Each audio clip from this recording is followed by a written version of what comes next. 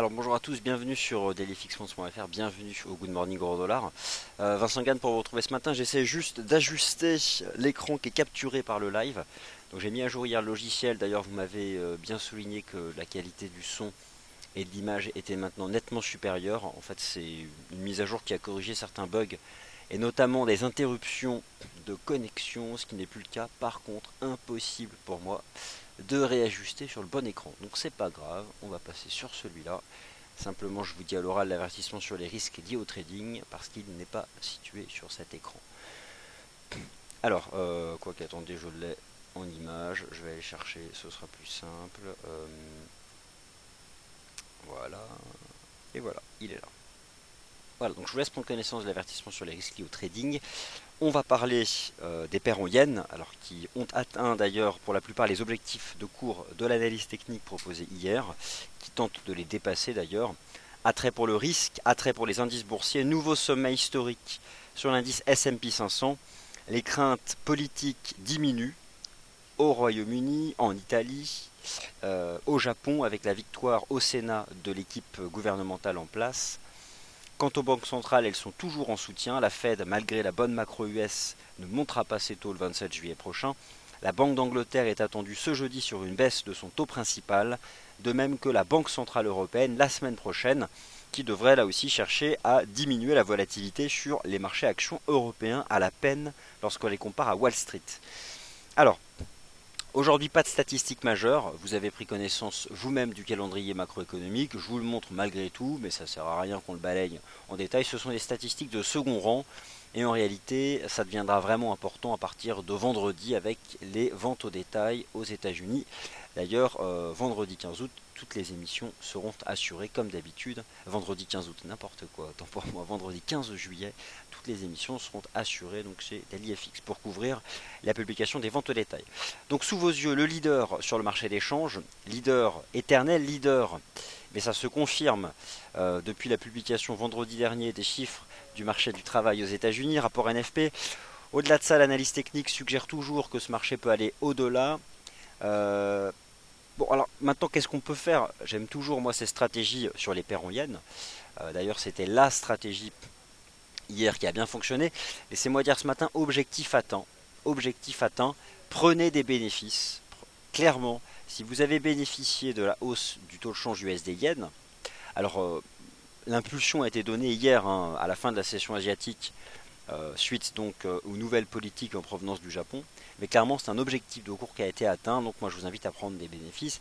Le marché a été sorti par le haut, cette structure en biseau, atteint la partie haute à 103,40.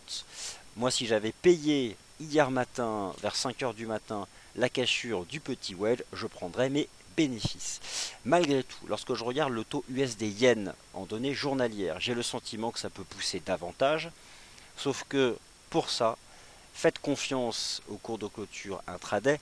Regardez le H4, peut-être même que le H1 sera suffisant. On peut temporiser légèrement. Regardez, on est sous les sommets du 30 juin. Le marché peut temporiser légèrement. Mais malgré tout, je pense qu'on peut quand même aller plus haut. En tout cas, c'est une belle cible qui a été atteinte sur ce taux USD-Yen. Ça peut sûrement pousser davantage.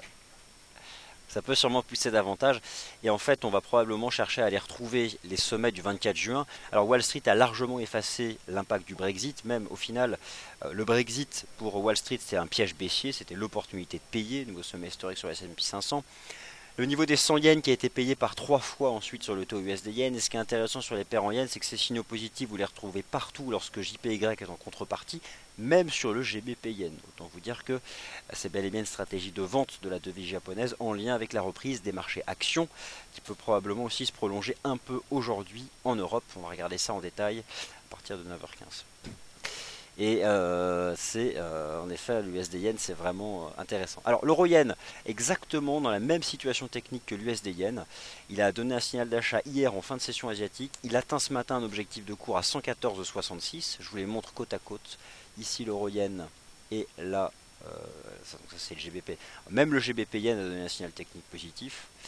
Alors c'est vrai que la perspective de voir le choix d'un Premier ministre britannique dès demain lève en tout cas une partie de l'incertitude qui était celle proprement domestique politique britannique, à savoir qu'on n'avait pas de Premier ministre avant le 9 septembre prochain. Celle-là, elle est élevée. Maintenant, on ne sait pas derrière si le Royaume-Uni lancera la procédure de sortie de l'Union européenne. En tout cas, lorsque je vois le GBP Yen lui aussi casser des résistances, l'Euro Yen et l'USD Yen avoir atteint plus rapidement que prévu des cibles techniques qui étaient donc celles de la sortie haussière de ces petites structures de conso qui avaient eu lieu entre le 6 et le 11 juillet, je trouve ça intéressant et je pense que ça peut pousser davantage. Alors par contre, n'anticipez pas le dépassement des 114,60 sur l'Euro Yen ou encore sur le taux USD Yen. Si je le retrouve, il est là. Non, ça c'est l'USD CHF, l'USD Yen en D1. N'anticipez pas le dépassement des 103,40. Par contre, je pense que ça finira par arriver. Peut-être qu'on peut temporiser un peu en dessous. Je regarde juste en données horaires. On peut même pas parler de div. Il y a presque même eu un piège. Non, ça reste franchement. On voit bien que le marché tape les sommets du 30 juin, mais ça reste quand même bien orienté. Check en 15 minutes.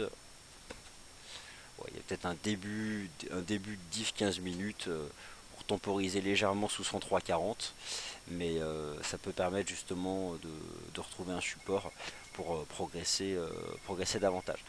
En tout cas, je pense que le marché fera des niveaux plus hauts. Aujourd'hui, je sais pas, mais vendre une paire en yens, ça me paraît risqué. Elles sont bien orientées.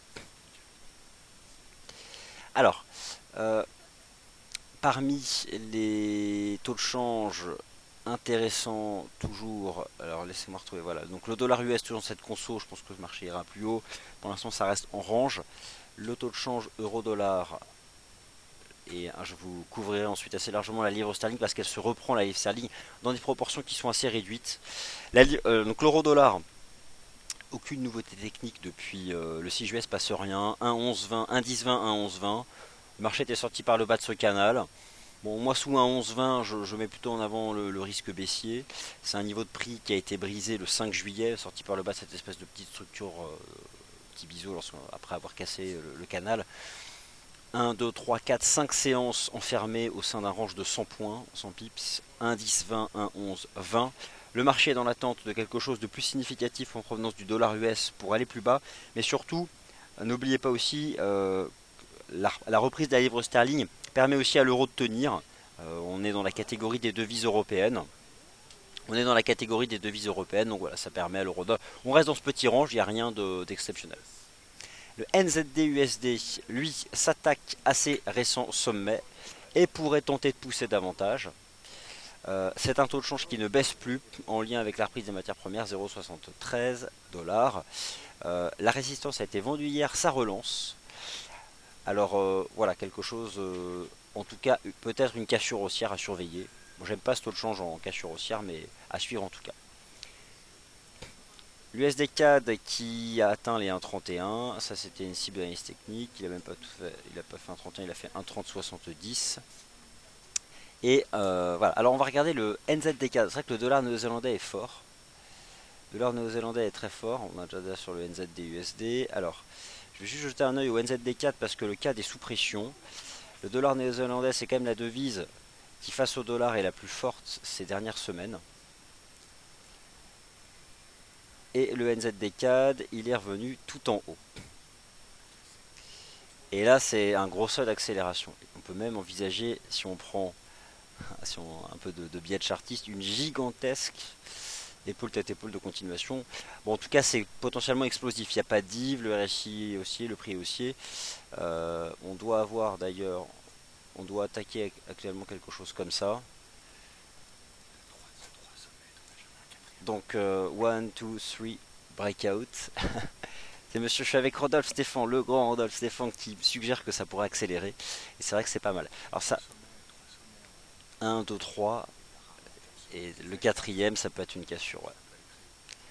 Donc à surveiller, le NZD-CAD, c'est vrai que c'est la devise matière première qui bénéficie le plus de la reprise, notamment des métaux. Bon, d'autre part, il y a tout un tas de facteurs qui influencent le dollar néo-zélandais. Et ce qu'avait précisé la dernière fois la Banque de réserve de Nouvelle-Zélande, c'était les pressions sur l'immobilier, ça a toujours été en place dans ce pays. Bref, lorsque vous voyez la force du dollar néo-zélandais face au dollar US, alors que le dollar US avait quand même le dessus, notamment face aux devises européennes, surveillez le NZD-CAD, ça pourrait accélérer nettement en dépassement donc, de ce seuil. Et là, on atteint un nouveau niveau. Dans l'idéal, s'il devait y avoir une cassure haussière sur le NZD-CAD, ce qui serait pas mal, c'est d'avoir exactement la même chose sur le NZD-USD, qui teste les sommets du 24 juin. donc une double cassure haussière pour envisager derrière des niveaux plus hauts. Euro-dollar, donc pas grand chose à faire pour répondre à la question d'un certain nombre de participants. Alors maintenant il y a des questions sur l'euro GBP et sur le GBP Yen et elles sont légitimes puisque la livre sterling se reprend. Alors attention, la livre sterling n'a pas fini de baisser. Elle se reprend parce qu'une partie de l'incertitude politique est levée, qui était celle de savoir qui serait le prochain Premier ministre du Royaume-Uni. A priori, on est bien parti pour avoir, dès demain, le choix donc, qui serait Theresa May, la chef de file du Parti conservateur britannique. Maintenant, on ne sait pas derrière ce que le nouveau Premier ministre britannique fera. Voilà, on ne sait pas si derrière il va sortir l'activation de l'article 50 ou pas. Alors, pour vous répondre, déjà l'euro CHF c'est pas mal ce qu'on fait sur ce niveau, mais pour vous répondre, le CAD yen se reprend, mais ça toutes les paires en yen se reprennent. Ouais, ça va casser. J'ai vraiment le sentiment que l'USD yen va... alors je ne vais pas l'anticiper, mais je pense que dans les prochaines heures, on va finir par avoir une cassure haussière des 103,40. Ici sur le taux de change USD yen.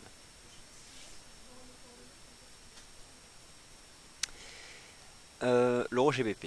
Alors l'euro GBP déjà a cassé le seuil dont je parlais depuis 4 jours. Donc invalidation. Je pensais que ça pouvait tenir. Et en l'état, on voit la légère force grâce à une levée partielle de l'incertitude politique. Donc 0,8584 c'était cette résistance sur le taux euro GBP. Bon, le marché consolide. C'est vrai qu'il y avait un écart significatif aux principales moyennes mobiles. On fait un mouvement de retour. Le tout premier support daily maintenant c'est 0,8378, 0,84. Bon, le marché attend ses toutes premières moyennes mobiles. Vous savez que les moyennes mobiles les plus suivies sont celles à 20 périodes et à 50 périodes. Dans l'idéal en arithmétique, quelque chose que vous pouvez appliquer en D1, en H4 et même en données horaires, donc sur vos graphiques H1. Bon, voilà, on va attendre cette moyenne mobile, ça temporise légèrement. C'est vrai que demain, si ça se confirme, le choix d'un nouveau Premier ministre, c'est quelque chose qui soutient le GBP. Mais si dans la foulée, les premières mesures du nouveau gouvernement, c'est de dire que le Royaume-Uni sortira vite de l'Union Européenne, ça peut à nouveau mettre la pression sur la livre sterling. Mais en tout cas, à court terme, on consolide. On consolide. Et on va prendre des toutes premières lignes de tendance. Certaines d'ailleurs doivent être... Voilà, une a été brisée, donc celle-là, elle est terminée. Donc le marché va revenir dans cette zone. En tout cas, d'un point de vue des fondamentaux qui sont purement politiques actuellement pour le Royaume-Uni, le fait que demain on puisse avoir un nouveau chef de gouvernement, ça permet à la livre sterling de rebondir. Et je dirais qu'au fond, comment en profiter? Eh bien, ça peut être le GBP yen, mais ça c'est lié donc à l'avancée de toutes les paires en yen. Et j'ai quand même une préférence pour l'USD yen.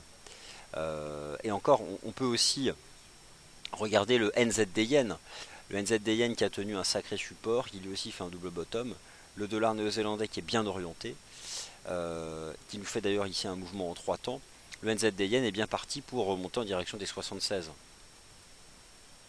Avec voilà, une extension, un mouvement en ABC que je vais essayer d'attraper proprement. Ouais, 76, 76, 20. Bon, ça c'est vrai que c'est solide. Dollar néo-zélandais qui est très solide. Qui est extrêmement solide. Je vais juste essayer d'attraper le timing. Alors, un instant. J'aurais bien voulu avoir la... Je vous donnerai ça dans la prochaine émission. Les prochains événements de politique monétaire en Nouvelle-Zélande. Et c'est vrai que la macro dans le pays, elle était très solide. Notamment les ventes au détail et un indicateur très suivi maintenant, les dépenses de détail remontées par les cartes bancaires. Ça fait partie des statistiques de plus en plus suivies, notamment dans les pays qui utilisent énormément ce moyen de paiement. Ça permet concrètement de voir la consommation des ménages. Bon, il s'avère qu'en Nouvelle-Zélande, en début de semaine, un superbe chiffre a été publié. Donc ça donne de la force au dollar néo-zélandais. En tout cas, le NZD yen est bien parti pour lui aussi progresser davantage.